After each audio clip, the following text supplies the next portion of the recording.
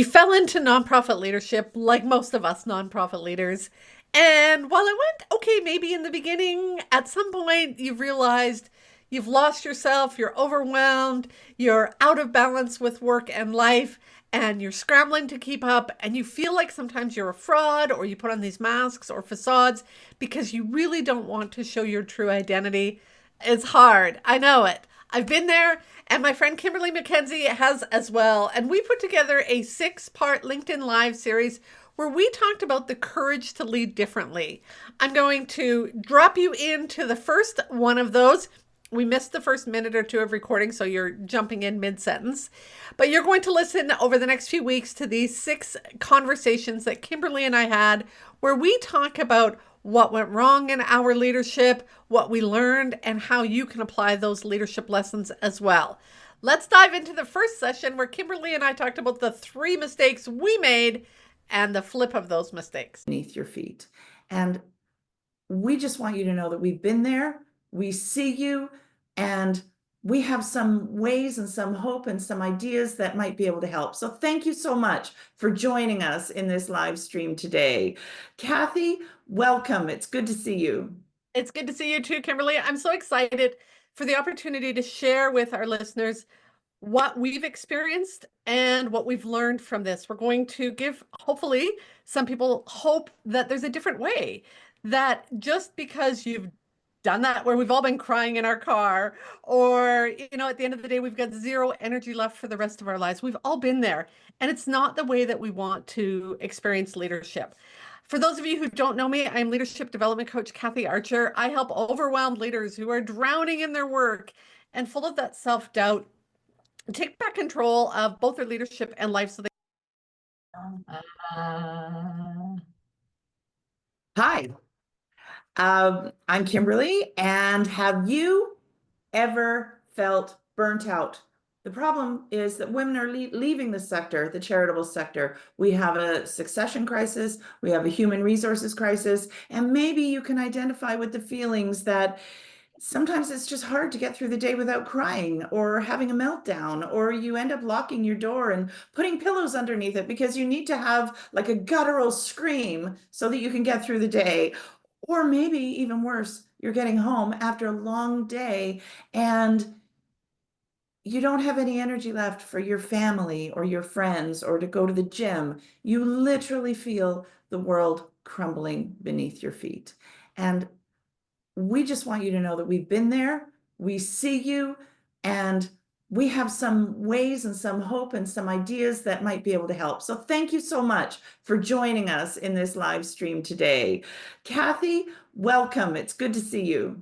It's good to see you too, Kimberly. I'm so excited for the opportunity to share with our listeners what we've experienced and what we've learned from this. We're going to give, hopefully, some people hope that there's a different way, that just because you've done that where we've all been crying in our car, or, at the end of the day, we've got zero energy left for the rest of our lives. We've all been there. And it's not the way that we want to experience leadership. For those of you who don't know me, I'm leadership development coach Kathy Archer. I help overwhelmed leaders who are drowning in their work and full of that self-doubt take back control of both their leadership and life so they feel more confident and ditch that imposter syndrome. Kimberly, tell people about you for a moment. I'm Kimberly MacKenzie. I'm here in Stratford, Ontario, and I am also a leadership coach. Kathy and I are alumni from the same training institution, the Coactive Training Institute. I also work with leaders to help them through transitions or to get unstuck or to find that flow in their work again. And so we're here today to start a 6-part series on how to lead differently, how to have the courage to lead differently with a commitment to character, really. And so, Kathy, why don't you introduce our first topic this week? Our first topic is the 3 mistakes that you and I made as nonprofit leaders, and we're going to talk about how to avoid them.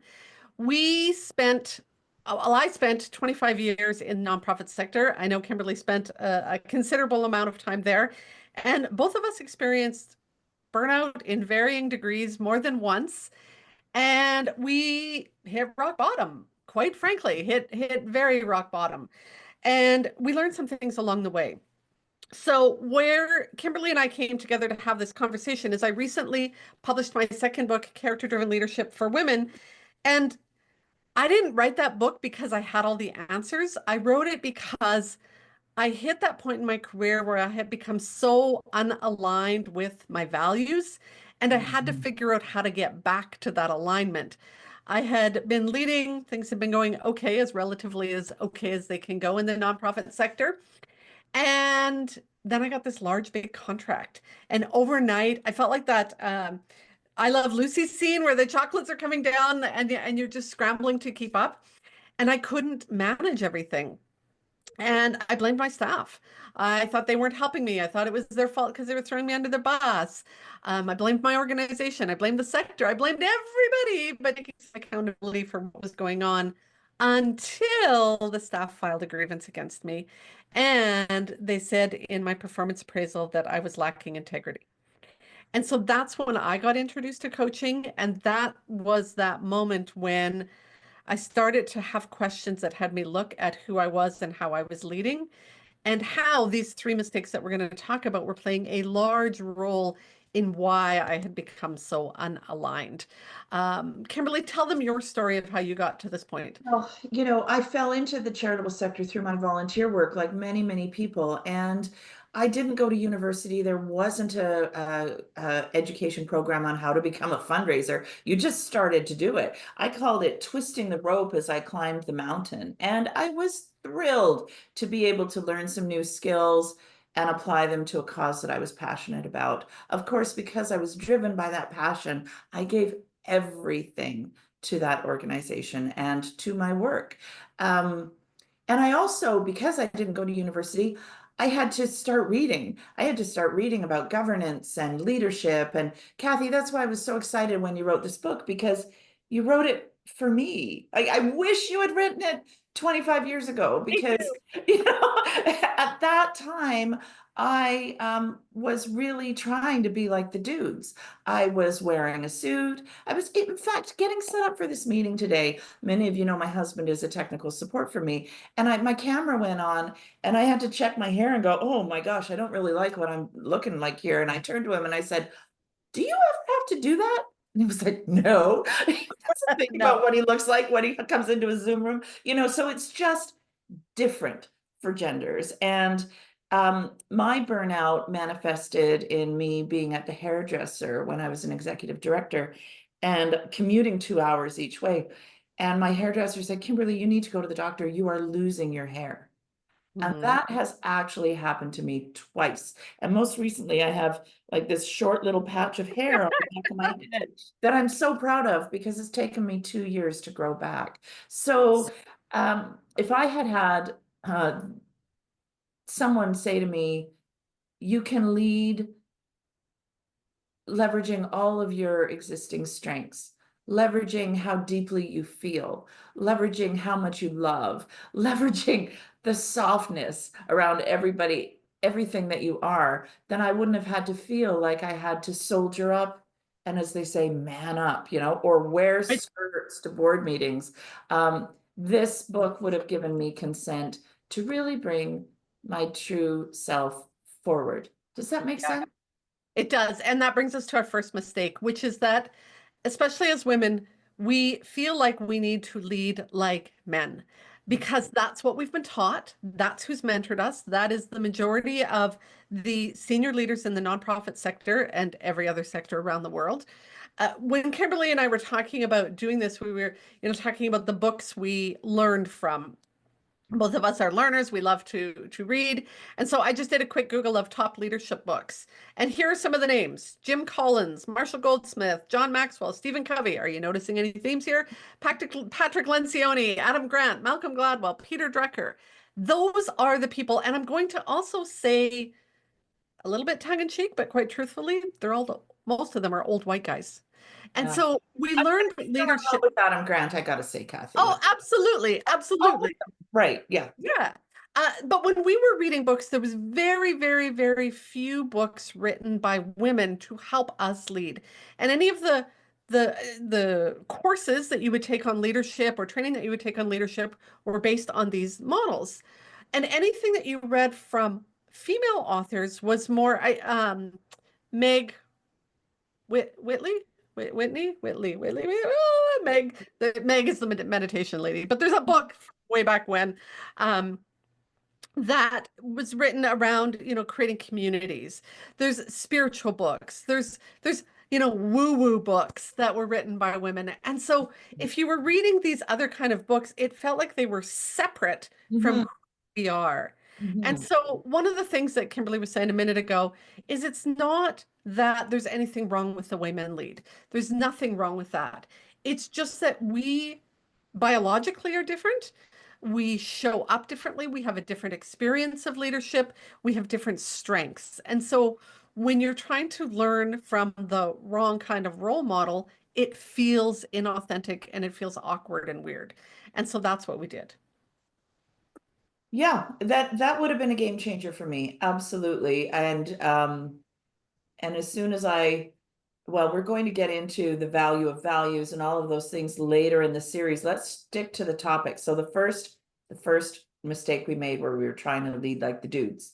Um, And what actually worked was leading from our strengths, right? Absolutely. Yep, Yeah. finding out who they are. That moves into values alignment a little bit later. But I think the takeaway here is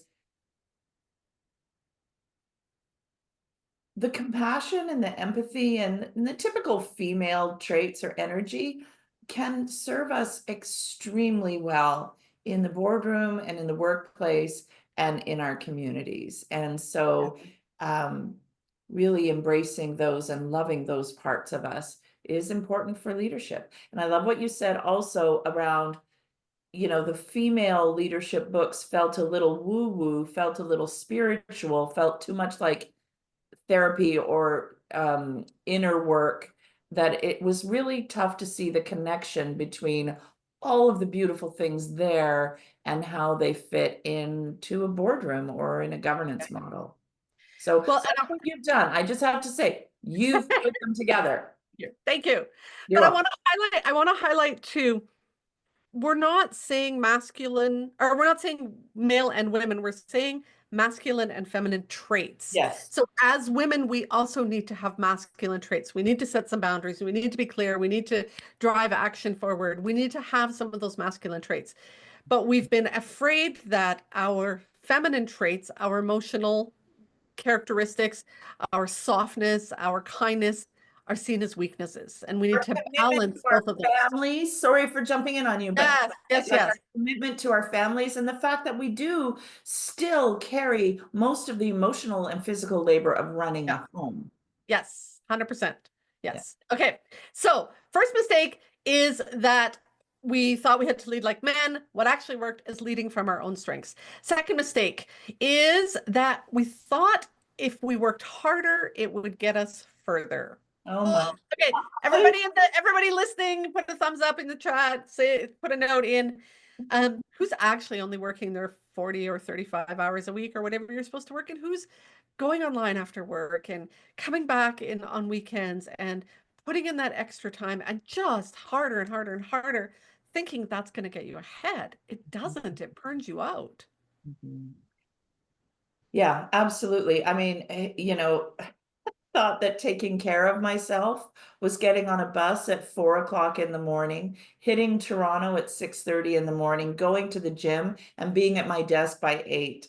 I actually thought that was good for me. I was going to the gym, right? So, um, working harder doesn't necessarily get you further. In fact, it can set you behind because Yeah. your tanks are empty and you are running on overdrive. And then all sorts of other pieces start to crumble around you. For me, it was my marriage. It was my marriage. I was commuting to Toronto and all of a sudden my family blew up. And I thought that I was serving them by working a job that had lost its shine for me and by spending all of that time away from the home when really if I had I mean there's no point in I love everything that happened to me because it got me to where I am now, but if I could redo something it would be just to recognize that maybe being more present for my family, taking a little bit more time, feeding myself better, and getting more rest would have served everybody, including my job, more. Yeah. I won't tell my stories because I already feel the emotions welling up about the impact that it had on my family. Um, there was a particular year before I decided enough was enough that, there was like these things all happened. Um, and I can honestly say that my health, my marriage, the way I parented, my relationships were all impacted. But more than that, and I think what we talk about in the book is we think that that's sort of over here, Mm. but your wellness impacts your ability to lead. So huge, huge, huge impact on your personal life. But you cannot think clearly. You cannot bring a sense of compassion. You cannot decisively make decisions when you're hangry, when you're burned out, when you're running on empty. And so, what we're talking about here is not just wellness for the sake of wellness. We're talking about wellness for sustainable leadership. If you want to lead well, you have to take care of yourself. And taking care of yourself does not mean bubble baths at the end of the day or a glass of wine.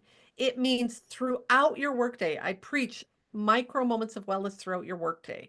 You need to take breaks. You need to eat. You need to get up and move around. You need to clear your head. You need to take a deep breath. Maybe you need to meditate or go for a walk. But that's throughout your workday, so that you can do the work of leadership and have energy left for the rest of your life at the end of the day. And I think learning and becoming comfortable, as women, we are people pleasers. So we have a default tendency in general to say yes and then figure it out after. But Yeah. understanding where to say no, how to say no, asking yourself, who owns this problem? Is Yeah. it my Yeah. problem to fix? No, it's not. You'll be No. fine, and really setting some boundaries within your work life and also your home life, Yeah. because we know that if you're not well at work, you will not be great at home. And if you're not great at home, you will not be great at work. We are complicated, integrated human beings. and and so saying no and some of those boundaries and understanding when we can back out or lean out. As a stepmother, I learned the hard way how to step in, how to step back, and how to step out. 100%. And can apply that also to our work life. And later on in the series, we'll be going a little bit deeper into the neuroscience between the power of the pause. Yeah. So that's mistake number two. We thought working harder could get us further. Do we have anything else to add on that one, Just Kathy? just what actually works is sustainable leadership, right? That Yeah, you protect your time, your energy, your well-being. That's what's going to make you a leader, a better leader. yeah. All right. Mistake number three, we Go. didn't know what our values were. Right. I mean, most people think they know, but I bet anybody listening to this cannot name their top three values and what that means to them and how to make value-based decisions. And if you can, please let us know, and please let us know how you got there. My guess is you got there by doing the inner work. Most of us kind of say, well, family's important to me. Safety is important to me. I love to learn. But what does that actually mean? And are you living in alignment with those values? So when my staff said to me I lacked integrity, I always said family was most important to me. But who was the one working late? Who was the one right there on Sundays? Who was the one that, was away when I initially said, one trip a month, maybe. And then all of a sudden it was two or three or four trips or longer experiences, right? So falling out of alignment with our values. Mhm. Um, I have so much to say about this because when we do that work, and organizations do that work, organizations in a strategic planning process who really take the time not to tick box their values in the process, but to really talk to each other around what values are important to them, how they operationalize those values, and how they budget, how their values show up in their budget. Those are organizations that are very culturally strong. And oftentimes we assume that those are also our personal values, but that work on a personal level is equally important to really understand. When I'm in a state of discord, I know that I need to get outside.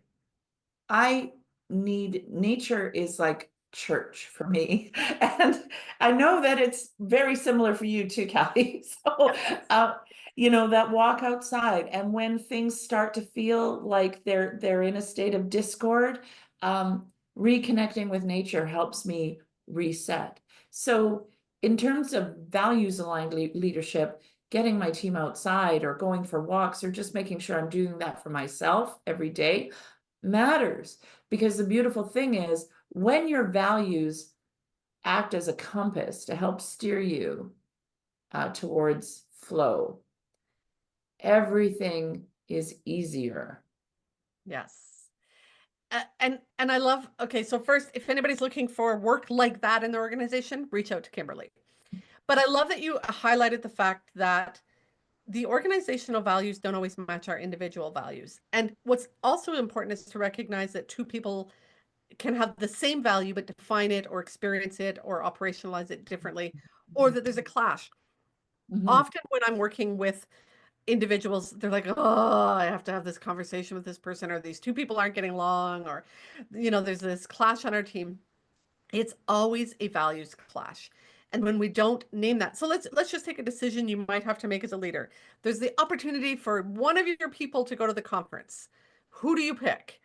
Well, you might value loyalty, right? So somebody's been around the longest. You might also value growth. Well, somebody's actually invested in growing themselves, so I know it's going to make it worthwhile.